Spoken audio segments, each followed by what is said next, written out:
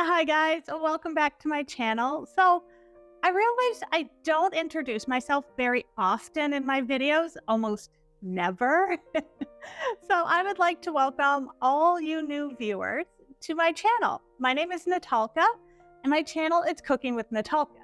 So let's get right into it. Today I have a fantastic recipe for you guys. We're going to make macarons. No, not macaroons. Not those no-bake chocolate coconutty cookies. These are macarons. They're the little almond flour cookies, and they're really colorful. They're super cute. You find them in all the little specialty bakeries. They cost a fortune. Well, they don't really cost a fortune to make them. And today I'm going to show you guys how to make them. Seeing how Valentine's Day is coming up, this is a really great treat to make for your special Valentine. So let's get to it. I'll show you how to make them.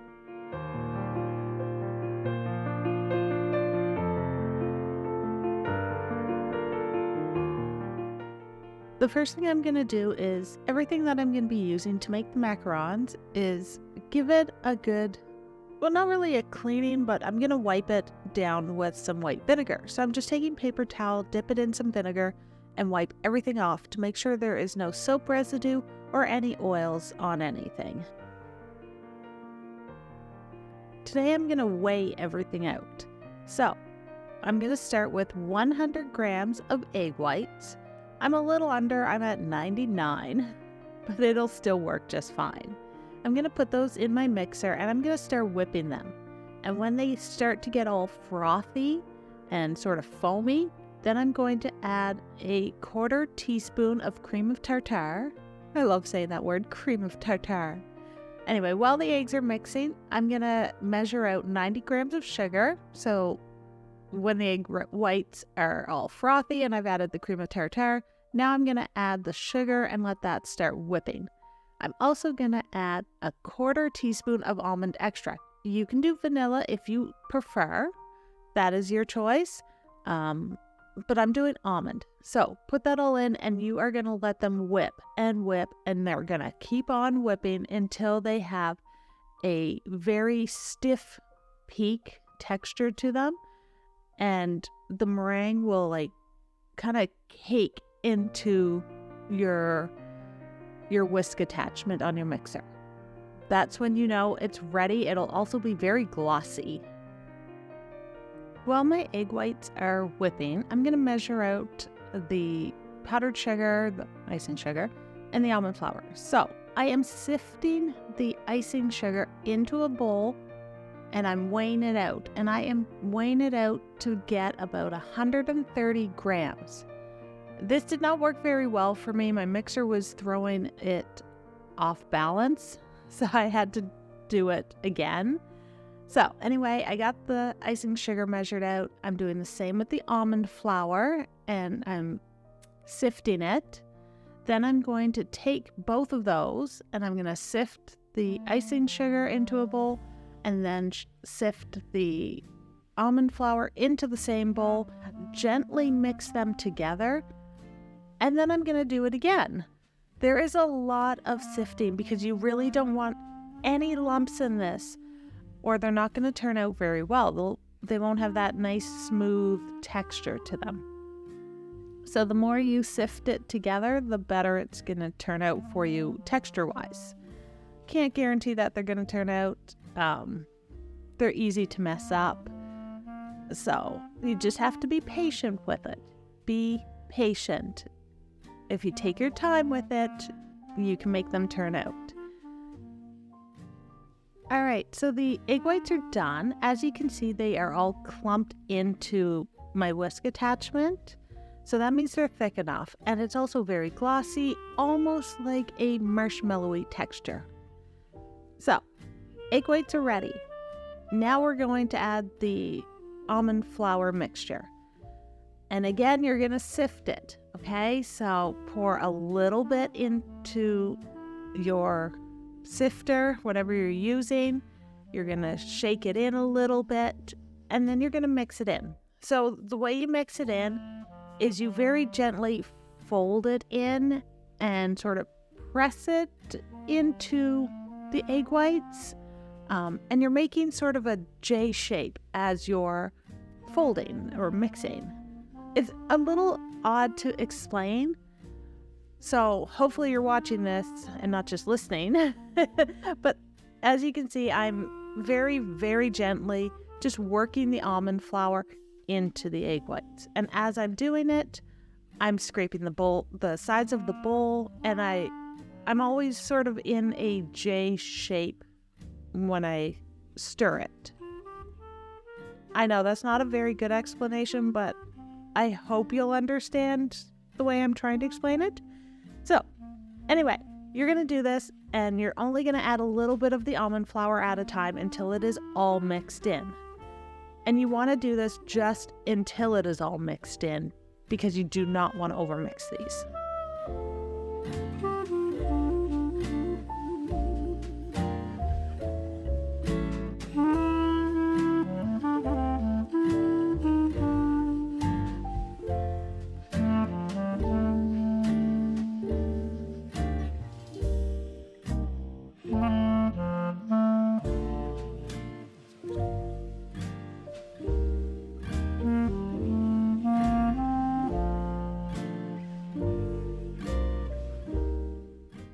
Best way to check if it's mixed enough is make a figure 8 with the batter, and it'll slowly kind of melt into itself.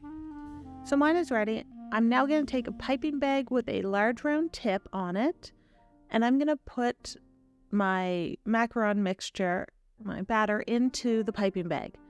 Then I'm going to take a large baking sheet, line it with parchment paper, and I used a little bit of the macaron batter underneath the parchment paper just to stick it down to the pan so it doesn't move around. And I'm going to pipe little circles onto it, as many as I can fit on here, but I don't want them to touch. And try and make them about an inch and a half big. Maybe use your judgment. I'm really bad at this kind of guessing game of how big are they. I would say they're under 2 inches. So put as many as you can on them. Make them as even as possible. I know there's pans out there that you can get that have like the shape already drawn on it. Or you can get specific macaron pans that you just fill each one. I know I have them somewhere. They're still packed. This is just easier right now. So just kind of eyeball it, see if you get them all sort of the same size. So once your pan is full, you are going to tap it down quite a few times on your counter, your table, whatever you're making these on, and you're going to try and get as many of those air bubbles out as you can. I'm also going to use, I think this is just scraper for measuring, and I'm just going to pop any air bubbles. Normally I would use a toothpick, but I don't have any right now, which is weird, I know. So pop any air bubbles, smooth it out. As you see when I was piping, it left like a little peak, so I'm just smoothing that out.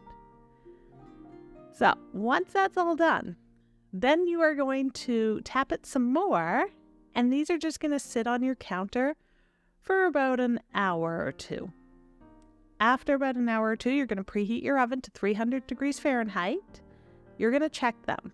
These are really glossy. They have a nice glossy look. As you can see, I'm touching them, and they're hard. They're nice and hard. They're ready to be baked. So they kind of like dry out is what they do. So bake them for 12 to 15 minutes. I did about 17 minutes. I just needed a little extra time. And the best way to tell if they are baked, as you can see, I'm doing a close-up the best I can. All along the bottom edge, they're kind of crispy. So now that they're done, you're going to leave them on the pan. Don't take them off, and you're going to let them cool for a couple of hours. All right, let's make some buttercream. So I'm starting with a half a cup of salted butter, and I'm going to cream that in my mixer with the paddle attachment. And I'm adding about a half a teaspoon of vanilla. And in total, I will add 3 cups of icing sugar. I'm just going to add a little bit at a time, roughly a half a cup at a time, stopping to scrape the sides of my bowl and just making sure it's all getting mixed in properly. I'm also going to add, I'm starting with 2 tablespoons of strawberry jam.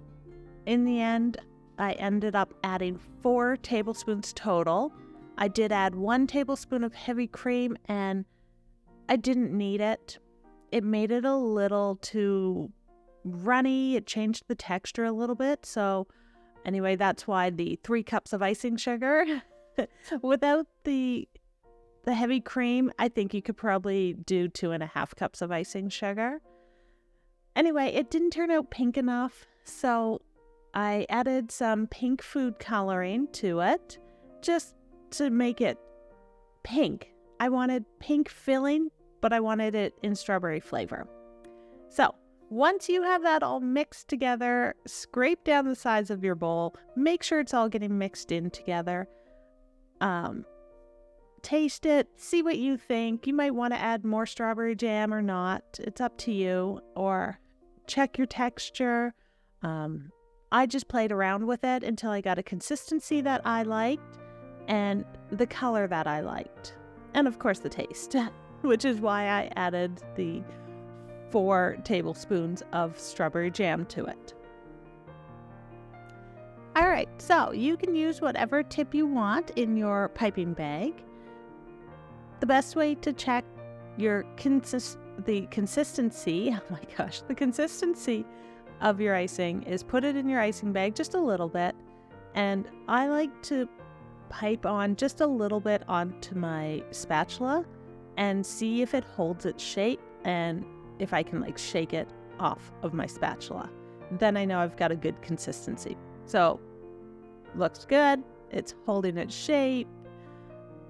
I think I got a good consistency, so I'm ready to put my macarons together.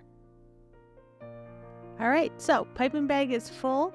You're going to pick up 1 macaron. I'm just checking it to see if it's hard, and it is.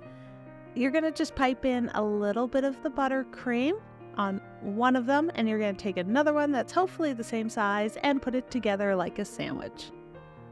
So you're going to do that until all of them are used up.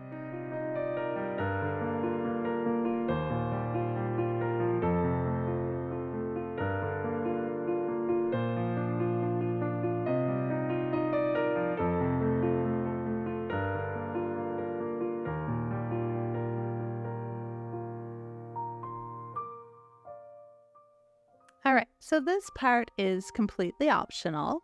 I took some white chocolate, some baker's chocolate. I added some food color. I melted it first, and then I added some food coloring to it. Put it in a little baggie, cut the tip off of it, and now I'm going to use it to decorate each of the macarons. So I'm just going to put, a couple little drizzles on it, add some pretty decorations to them, and just make them look pretty for Valentine's Day, because it is February. So this is optional. You don't have to decorate them. You can just go and enjoy them. You could have put a little color, if you didn't want them white, in the egg whites when they were mixing. But because I was making them pink and white for Valentine's, that's kind of what my plan was with these. So like I said, this is optional. You don't have to do it, but if you do, white chocolate works really well with a little bit of food coloring.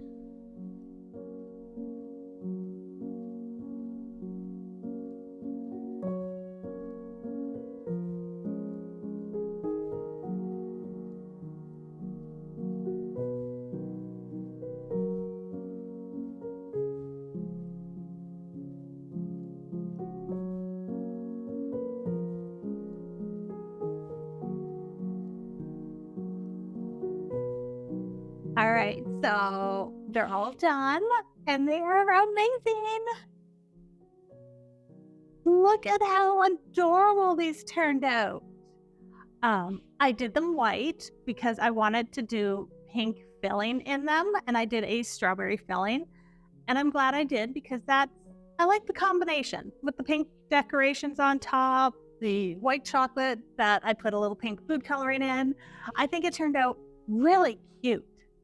So these are an inspiration for me because my friend Genevieve makes them all the time, and I really miss her. And she lives a little too far away for me to just go and visit. So this was kind of for her. This is for Genevieve. I am making macarons because she loves them. She makes them all the time.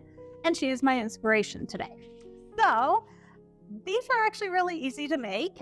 I know they can be a little daunting sometimes with how gentle you have to be with folding in your almond flour and sifting it 100 times and making the egg whites and then letting them set so that they harden. But it's tedious, yes.